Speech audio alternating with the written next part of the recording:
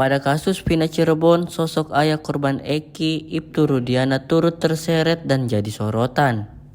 Keterlibatan Ibtu Rudiana dalam kasus Vina menimbulkan penilaian buruk ke publik hingga membuat ia terpojok.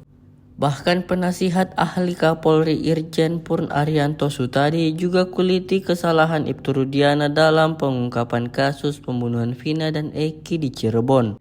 Menurut Arianto, ada 3 kesalahan Ibtu Rudiana yang menimbulkan penilaian buruk dari publik.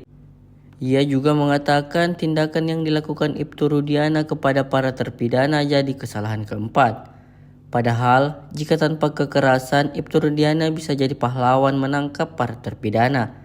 Sementara itu, mantan Kabareskrim Komjen Purn Susno Duaji mengatakan penganiayaan terhadap tersangka melanggar ketentuan hukum pidana.